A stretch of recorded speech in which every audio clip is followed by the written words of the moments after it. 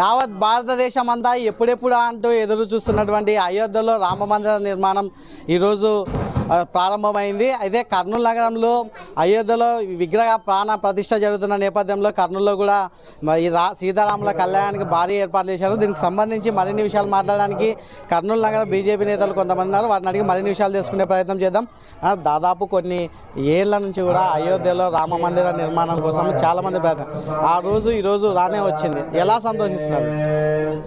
ఇవాళ 500 సంవత్సరాల నిరీక్షణ, ఎవడో పరాయి దేశస్థుడు ప్రపంచ ఆరాధ్య దైవము ఆదర్శ పురుషుడైనటువంటి శ్రీరాముడు జన్మించినటువంటి జన్మస్థలంలో భవ్యమైన మందిరాన్ని కూలగొట్టిన తర్వాత ఆ యొక్క భవ్యమైన రామ మందిర నిర్మాణం జరగాలని వేలాది మంది కార్యకర్తల బలిదాల ఫలితంగా ఇవాళ విశ్వవిఖ్యాత నేత, మన అందరి ప్రియతమ నేత, భారతదేశ ప్రధానమంత్రి నరేంద్ర మోడీ గారి యొక్క ఆధ్వర్యంలో బాలరాముని యొక్క ప్రతిష్టా కార్యక్రమం జరుగుతుంది.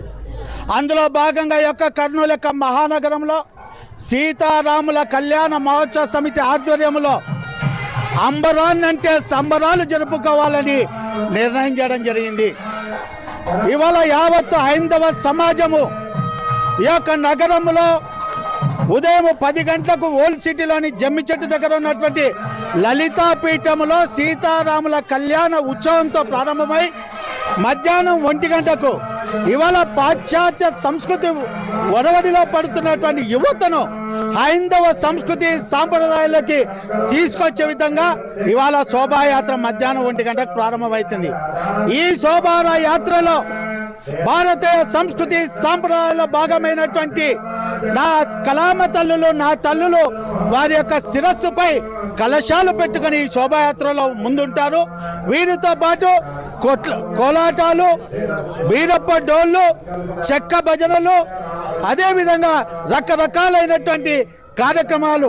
ఇవాళ బాలరాముని యొక్క అవతారాలు కావచ్చు, శ్రీరామచంద్రుడు, సీతమ్మ తల్లి, లక్ష్మణ భరత శత్రుఘ్నుల యొక్క అవతారాలు కావచ్చు, ఆంజనేయ స్వామి యొక్క వానర సేన కావచ్చు, ఇవన్నీ కూడా ఈ యొక్క శోభాయాత్రలో ఉంటాయి.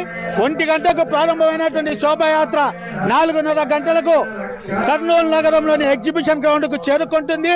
4:30 గంటల నుంచి 6 గంటల వరకు లలిత కళా సమితి యొక్క ఆధ్వర్యంలో సాంస్కృతిక కార్యక్రమాలు, భారతీయ సంస్కృతి సాంప్రదాయాలు ఉట్టిపడే విధంగా ఉంటాయి. అదేవిధంగా 6 గంటలకు శ్రీరామచంద్ర ప్రభు యొక్క పట్టాభిషేక కార్యక్రమం ఉంటుంది. ఆ తర్వాత 1992లో కరసేవకు వెళ్ళొచ్చినటువంటి కరసేవకుల యొక్క సన్మాన కార్యక్రమం ఉంటుంది. అయితే అయోధ్యలో నిర్మాణమైనటువంటి భవ్యమైన రామ మందిరానికి కర్నూలు నగరానికి అవినాభావ సంబంధం ఉన్నది. అంటే మనం చూసుకున్నట్లయితే ఇప్పటికైతే అయోధ్యలో రామ మందిర నిర్మాణంలో కర్నూలు నగరానికి చెందిన పుల్లారెడ్డి చాలా కృషి చేశారు. పుట్టినటువంటి జన్మస్థలంలో నేను పుట్టడం నా యొక్క జన్మ సార్థకమైంది అనుకుంటున్నా.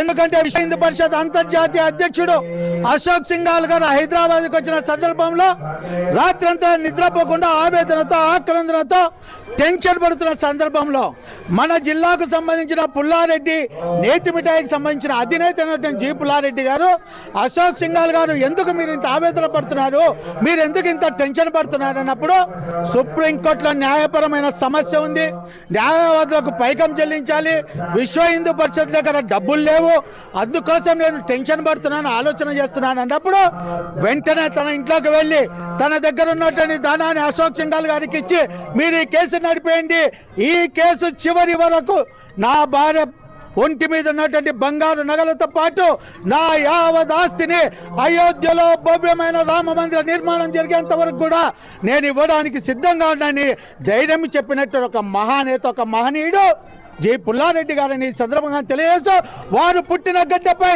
ఇవాళ అయోధ్య సంబరాలను అంబరాన్నంటే విధంగా చేయాలని ఇవాళ సీతారాముల కళ్యాణ మహోత్సవ సమితి నిర్ణయం తీసుకున్నది. ఈ శోభయాత్రకు సంబంధించి ఎటువంటి కార్యక్రమాలు, ఎన్ని వేల మంది శోభయాత్రలో పాల్గొనే అవకాశాలు ఉన్నాయి? ఇవాళ మేము ఊహించిన దానికన్నా 3 రెట్ల అధికంగా వచ్చే అవకాశం ఉంది.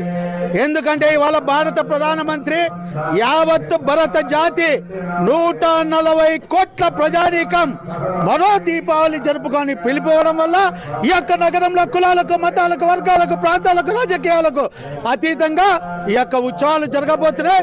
ఈ ఉత్సవాలు భారతదేశానికే ఒక దిశను చూపిస్తాయని, ఒక మోడల్గా ఉంటాయని నేను ఈ సందర్భంగా తెలియజేస్తున్నా.